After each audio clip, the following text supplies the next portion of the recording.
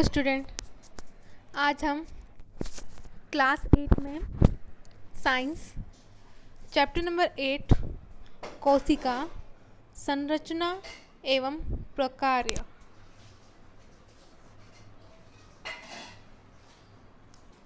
Chapter start करते हैं। आप पहले पढ़ चुके हैं कि हमारे आसपास की वस्तुएं या तो सजीव हैं अथवा तो निर्जीव, ठीक है।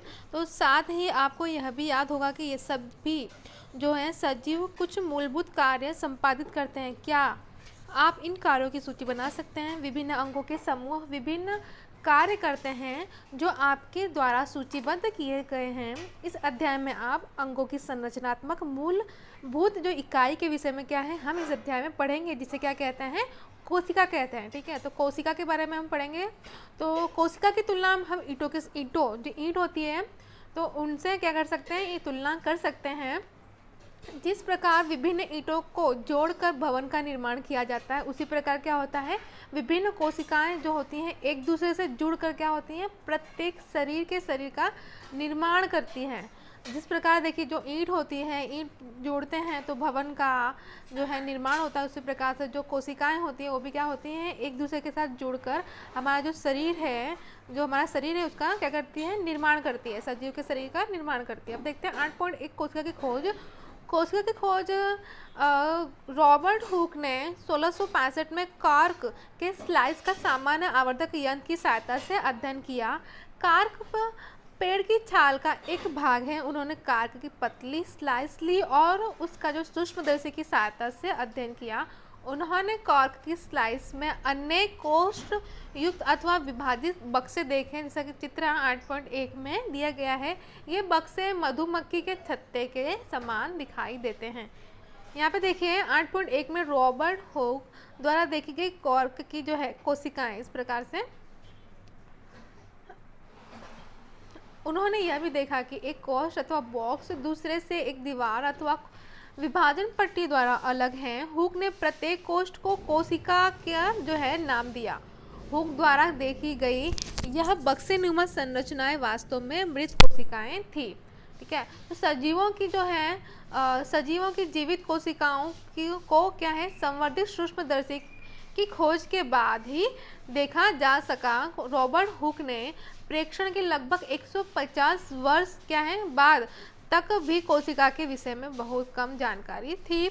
आज हम कोशिका की संरचनाएं एवं कार्यों के विषय में बहुत अधिक जानकारी हमें क्या है प्राप्त हो गई है। अब जो भी है आप आज के टाइम में जो है कोशिका की जो संरचना है, उनके कार्य हैं, उनके बारे में हमें बहुत सी जानकारियाँ मिल गई हैं। यह अधिक आवर्धन क्षमता वाले संवर्धित सूक्ष्मदर्शी एवं अन्य तकनीक द्वारा ही संभव हो सका है, ठीक है। तो अब देखते हैं 8.2 कोशिका भवन के लिए ईंट एवं सजीवों में कोशिका दोनों ही मूलभूत संरचनात्मक इकाई है, जैसा कि चित्र 8.2 और बी में दिया गया है। यद्यपि भवन निर्माण में एक समान ईंटों का प्रयोग होता है, परंतु उनकी आकृति और डिजाइन एवं जो साइज होता है वो क्या होता है, अलग अलग होता है। इसी प्रकार जो सजीव के जगत के जीव होते हैं एक दूसरे से क्या होते हैं, भिन्न होते हैं, अर्थात कि अलग अलग होते हुए भी कोशिकाओं के बने होते हैं। निर्जीव ईंट की अपेक्षा सजीवों की कोशिकाओं की संरचना अधिक क्या होती है, जटिल होती है। यहाँ आप देखेंगे चित्र 8.2 ए में जो है ईंट की दीवार आपको संरचना दिखाई दे रही है, और बी में आपको देखिए प्याज की झिल्ली, जो प्याज होती है उसकी जो परत होती है अंदर की, ठीक है। तो प्याज की झिल्ली। अब देखेंगे मुर्गी का अंडा एक एकल कोशिका है तथा आकार में बड़ा होने के कारण इसे नग्न आंखों से भी देखा जा सकता है। 8.3 देखेंगे सजीवों में कोशिका की संख्या, आकृति एवं साइज में भिन्नता। आप सजीवों की जो कोशिका होती है उनकी संख्या, आकृति और साइज में क्या विभिन्नताएं हैं वो देखेंगे। वैज्ञानिक इस प्रकार सजीव कोशिका का प्रेक्षण एवं अध्ययन करते हैं। वह सूक्ष्मदर्शी का उपयोग करते हैं जिसकी सहायता से वस्तु से आवर्धित प्रतिबिंब का अध्ययन किया जा सकता है। कोशिका की संरचना का विस्तृत अध्ययन करने के लिए अभिरंजन का उपयोग क्या है किया जाता है। पृथ्वी पर लाखों जीव हैं, वह आकृति एवं साइज में क्या है, भिन्न है, अलग हैं। उनके अंगों की आकृति, साइज एवं जो कोशिकाएं हैं, कोशिका की संख्या है, उनमें क्या है भिन्नताएं होती हैं। आइए इनमें से कुछ का अध्ययन करें। कोशिकाओं की संख्या। क्या आप किसी लंबे वृक्ष अथवा हाथी जैसे विशाल जंतु के शरीर में पाई जाने वाली कोशिकाओं की संख्या का अनुमान लगा सकते हैं? यह संख्या अरबों खरबों में हो सकती है। मनुष्य के शरीर में कई खरब कोशिकाएं क्या होती हैं पाई जाती हैं, जो आकृति एवं साइज में भिन्न होती हैं। कोशिकाओं के विभिन्न समूह अनेक प्रकार के क्या करते हैं, कार्य करते हैं। उनके विभिन्न जो समूह है वो अनेक प्रकार के कार्य करते हैं। 1 अरब में 100 करोड़ होते हैं और 1 करोड़ में 100 लाख होते हैं। वह जीव जिनका शरीर एक से अधिक कोशिका का बना होता है उन्हें क्या कहते हैं, बहुकोशिक। यानी कि जो जीव जिनका शरीर एक से अधिक कोशिकाएं होती हैं वो क्या होते हैं, बहुजीव होते हैं। बहुजीव यानी मल्टी सेल्युलर, मल्टी यानी अनेक, और सेल्युलर यानी कोशिका, ठीक है, मल्टी सेल्युलर कहलाते हैं, यानी बहुकोशिक कहलाते हैं। छोटे जीवों में कोशिकाओं की कम संख्या उनके क्रियाकलापों के किसी प्रकार प्रभावित नहीं करती। आपको जानकर आश्चर्य होगा कि अरबों कोशिकाओं वाले जीवों के जीवन का प्रारंभ एक कोशिका से ही होता है, जो निषेचित अंडा है। निषेचित अंडा गुणन करता है तथा वृद्धि एवं परिवर्तन के साथ जो है कोशिकाओं की संख्या में वृद्धि बढ़ती जाती है। और वो क्या होते हैं, एक कोशिकी जो होते हैं स्टार्टिंग में क्या होता है, जब उनका जीवन प्रारंभ होता है वो एक कोशिकी होते हैं। लेकिन जो निषेचित अंडा होता है उसके बाद जो गुणन करता है, वृद्धि होती है, परिवर्तन के साथ क्या होते हैं, जो कोशिका होती है उनमें जो संख्या होती है उनकी उनमें वृद्धि होने लगती है। चित्र 8.3 ए में और बी को देखेंगे तो दोनों जीव एकल कोशिका के बने हैं। एक कोशिका वाले जीवों को एक कोशिक, जैसे कि मैंने बताया था कि एक से अधिक कोशिका वाले जीव बहुकोशिक कहलाते हैं, और एक कोशिका वाले जो हैं जीव हैं वो क्या कहलाते हैं, एक कोशिक यानी यूनिसेल्युलर, यानी एक, और सेल्युलर यानी कोशिक। अब देखेंगे यहाँ पे चित्र 8.3 ए बी, ये देखिए यहाँ पे आपको अमीबा और पैरामीशियम, ठीक है, ये अमीबा और पैरामीशियम का आपको यहाँ पे चित्र दिया गया है। एक कोशिकी जीव कहलाते हैं। एक कोशिक जीव भी वह सभी आवश्यक क्रियाएं करता है जो बहुकोशिक जीवों द्वारा की जाती हैं।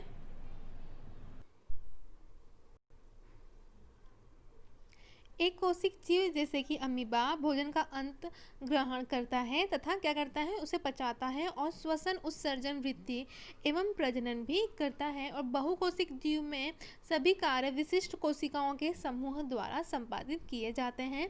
कोशिकाओं का यह जो समूह होता है वो ऊतक के निर्माण करते हैं तथा विभिन्न ऊतक अंगों का निर्माण करते हैं। यहाँ पे क्रियाकलाप 8.1 दिया गया है, आपको देख लेना है। आप देखेंगे कोशिका की आकृति। चित्र 8.3 ए को देखिए, चित्र में दर्शाए गए अमीबा की आकृति को आप किस प्रकार परिभाषित करेंगे? आप कह सकते हैं कि इसकी जो आकृति होती है क्या होती है, अनियमित होती है, मतलब नियमित नहीं है, एक निश्चित आकृति नहीं होती है अमीबा की। तो वास्तव में अमीबा की जो है सुनिश्चित आकृति नहीं होती, ठीक है। तो यह अपनी आकृति क्या होता है, करता है, बदलता रहता है। यह अपनी आकृति को बदलता रहता है। इसके जो मुख्य शरीर के बाहर की ओर परिवर्ती लंबाई के प्रवर्त उभरते हुए दिखाई देते हैं। इन्हें क्या कहते हैं, पादप कहते हैं, जैसा कि आप कक्षा 7 में पढ़ चुके हैं। ये प्रवर्त अमीबा की गति के समय अथवा भोजन का अधिग्रहण करते समय बनते एवं बिगड़ते रहते हैं।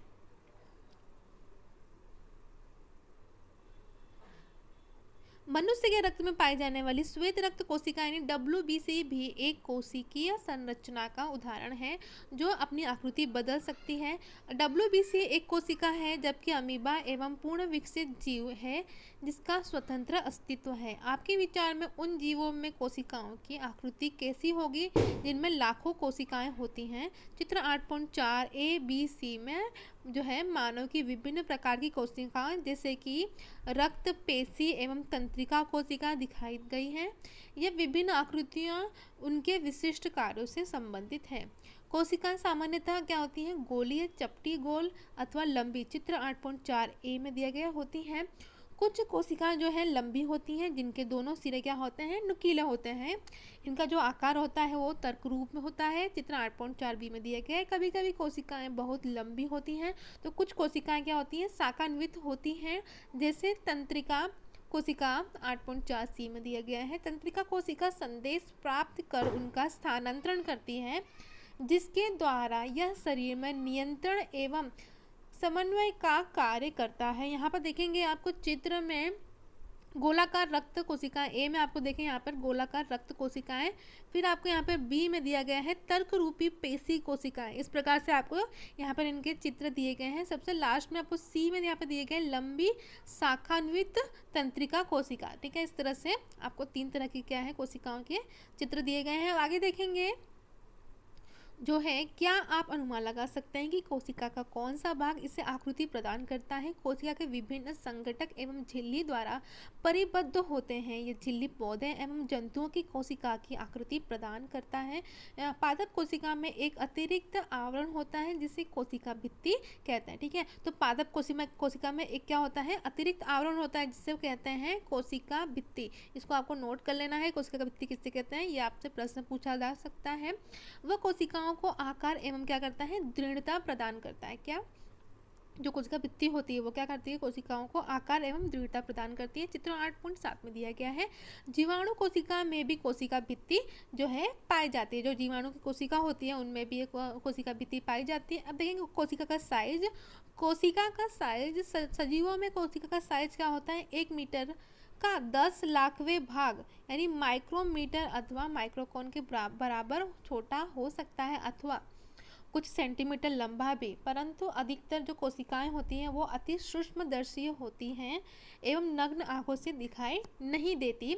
उन्हें सूक्ष्मदर्शी द्वारा, जो सूक्ष्मदर्शी यंत्र होता है उनके द्वारा बड़ा अथवा आवर्धित करना आवश्यक है। सबसे छोटी कोशिका का साइज 0.1 से 0.5 माइक्रोमीटर है, जो कि जीवाणु कोशिका है। ठीक है, तो सबसे बड़ी कोशिका जो है क्या है, शुतुरमुर्ग का जो अंडा होता है जिसका साइज कितना होता है, 170 mm बाय 130 mm होता है।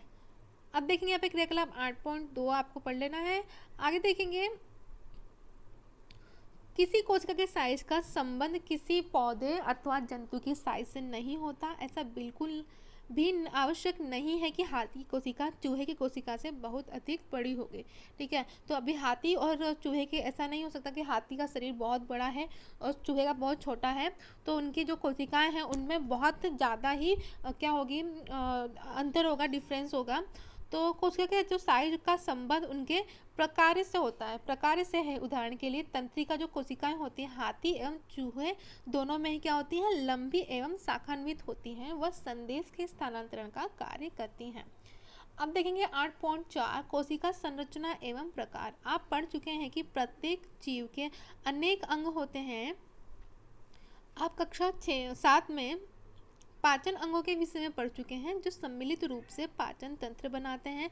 किसी तंत्र में प्रत्येक अंग अलग अलग प्रकार कार्य करते हैं, जैसे कि पाचन, स्वांगीकरण अथवा जो है अवशोषण। इसी प्रकार विभिन्न पादप अंग भी विशिष्ट या विशेष प्रकार करते हैं। उदाहरण के लिए जड़, जल एवं खनिजों के अवशोषण में सहायता करती है।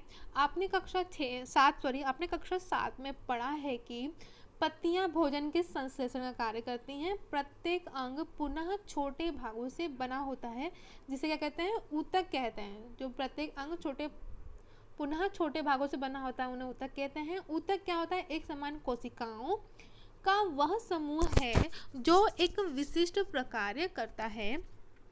पहले को समझ में आ गया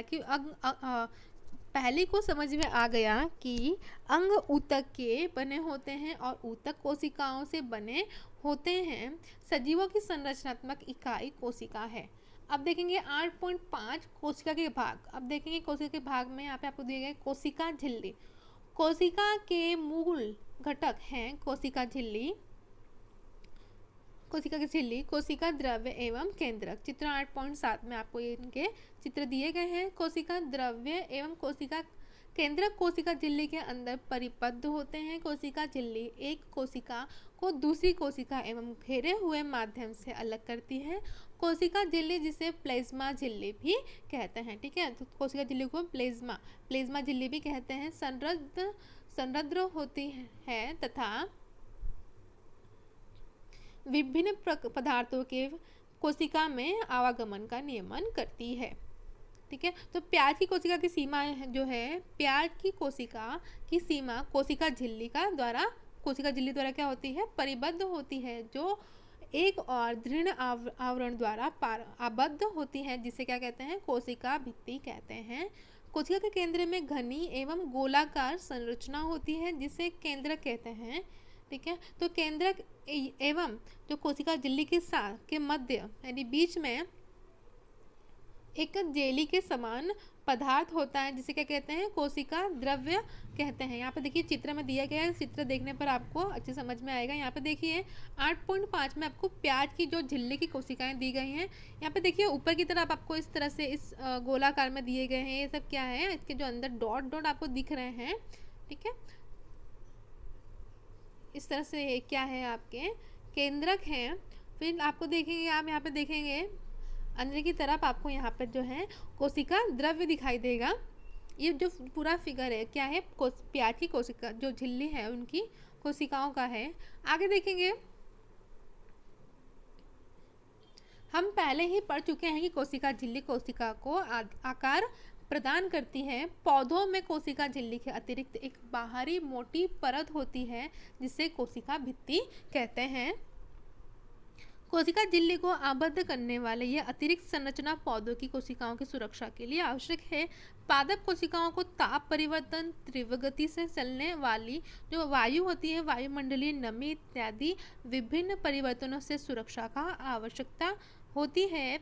वह इन परिवर्तनों में प्रभावित होती है क्योंकि वे चल नहीं सकते। कोशिकाओं का प्रेक्षण ट्राइडेक्सिया, इलोडिया अथवा रोइयों की पत्ती की झिल्ली में किया जा सकता है।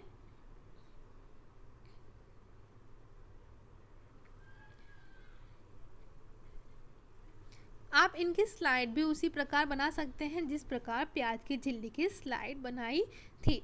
पहली ने पूजों से पूछा कि क्या वह जंतु कोशिका का भी प्रेक्षण कर सकते हैं। यहाँ पर आप देखेंगे जो है मनुष्य का जो गाल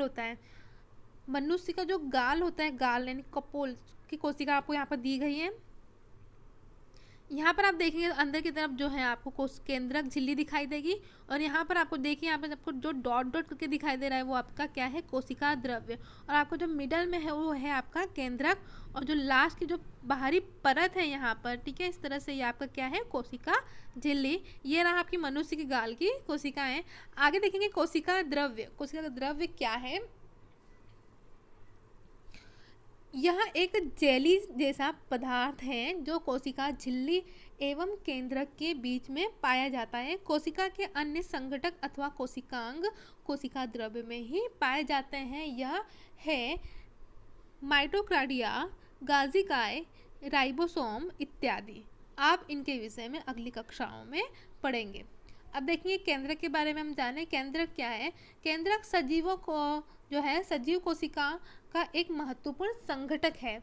सामान्यतः यह गोलाकार होता है तथा कोशिका के मध्य भाग में ही स्थित होता है, ठीक है। तो इसे क्या है, सरलतापूर्वक आप अभिरंजित करके सूक्ष्मदर्शी के नीचे आसानी से देखा जा सकता है। केंद्रक कोशिका जो है द्रव्य से एक झिल्ली द्वारा अलग रहता है, जिसे केंद्रक झिल्ली अथवा जो है केंद्रकावरण कहते हैं। यह झिल्ली में संरद्र होती है तथा कोशिका द्रव्य एक एवं केंद्रक के बीच पदार्थों के आवागमन को नियंत्रित करती है। उच्च आवर्धन क्षमता वाले सूक्ष्मदर्शी द्वारा देखने पर हमें केंद्रक में एक छोटी सघन संरचना दिखाई देती है। इसे क्या कहते हैं, केंद्रिका अथवा न्यूक्लियोलस कहते हैं। इसके अतिरिक्त जो है केंद्रक में धागे की समान संरचनाएं भी होती हैं, जो आपको है क्रोमोसोम अथवा गुणसूत्र, दोनों नाम से क्या है, क्रोमोसोम अथवा गुणसूत्र कहलाते हैं। यह जो है जीन के धारक हैं तथा आनुवंशिक गुणों अथवा लक्षणों को जनन से अगली पीढ़ी में स्थानांतरित करते हैं। जो गुणसूत्र कोशिका विभाजन के समय ही आपको क्या है, दिखाई देते हैं। यहाँ देखिए आपको जीन के बारे में दिया गया है। जीन क्या है? सजीव में आनुवंशिक की इकाई है। यह जनन से संतति को आनुवंशिक लक्षण के स्थानांतरण का नियंत्रण करते हैं। इसका जो अर्थ है कि आपके जो माता पिता के कुछ लक्षण उनसे आपको प्राप्त हुए हैं। यदि आपके पिताजी की आँख भूरी है तो संभव है कि आपकी आँख भी भूरी है। यदि आपकी माताजी के घुंघराले बाल हैं तो हो सकता है कि आपके जो बाल हैं वो भी घुंघराले हो सकते हैं। परंतु जनन प्राप्त विभिन्न जीन के संयुक्त होने के परिणाम स्वरूप लक्षण भिन्न भी हो सकते हैं, इससे अलग भी हो सकते हैं।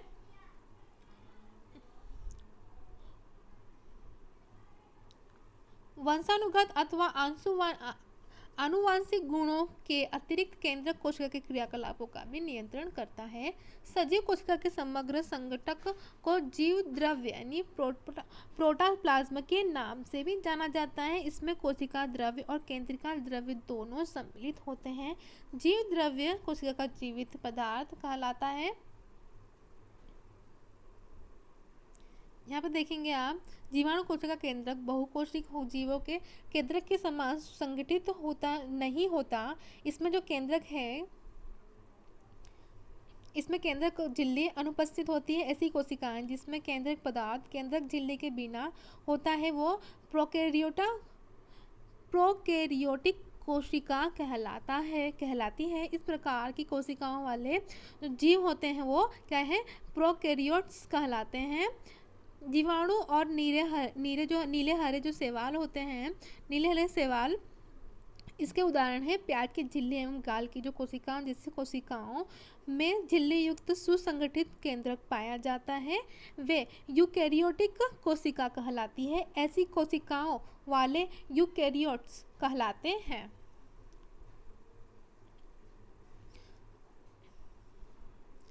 प्याज की झिल्ली की कोशिका का प्रेक्षण करते समय क्या आपने कोशिका द्रव्य के बीच खाली अथवा दिखने वाली जो संरचनाओं पर ध्यान दिया? इन्हें रिक्तिका कहते हैं। ठीक है, तो जो प्याज की कोशिका के हमने प्रेक्षण किया उस समय जो उनकी कोशिका द्रव्य के बीच में जो खाली जगह थी, खाली स्पेस था, जो संरचनाएं थी वो क्या है? रिक्तिका कहते हैं। जिसे यह मात्र एक एवं बड़ी हो सकती है, जैसे कि प्याज की झिल्ली की कोशिका में दिखाई देती है। गाल कोशिका में अनेक छोटी छोटी रिक्तिकाएं होती हैं। बड़ी रिक्तिकाएं आमतौर पर पौधों की कोशिकाओं में पाई जाती है। जंतुओं में ये रिक्तिकाएं बहुत ही छोटी होती हैं।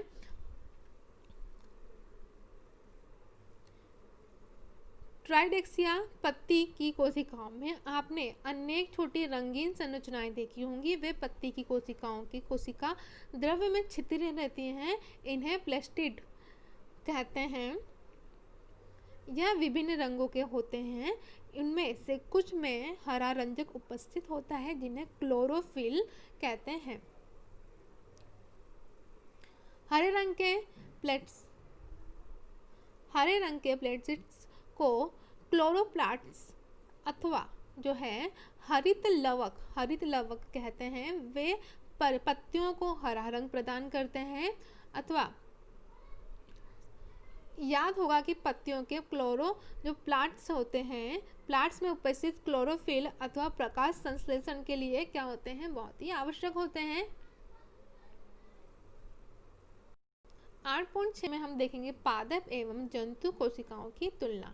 यदि आपने पिछले क्रियाकलाप 8.3 और 8.4 को आपने पढ़ा होगा तो उसके बारे में आधार पर आप जो पादप कोशिका और जंतु कोशिका की जो संरचना की तुलना कर सकते हैं। चित्र 8.7 ए और बी को ध्यानपूर्वक प्रेक्षण कीजिए। आइए पादप एवं जंतु कोशिका की समानताओं और अंतर को सूचीबद्ध करें। सारणी 8.1 में केवल कुछ ही लक्षणों का उल्लेख किया गया है। आप और लक्षणों का उल्लेख कर सकते हैं। यहाँ पर देखिए आपको चित्र 8.7 में पादप कोशिका और जंतु कोशिका का जो चित्र आपको यहाँ पर दिया गया है। सबसे पहले ए में आपको यहाँ पर दिया गया है पादप कोशिका। यहाँ पर आपको देखेंगे जो है हरित लवक इधर आपको अंदर की ओर दिखाई देंगे।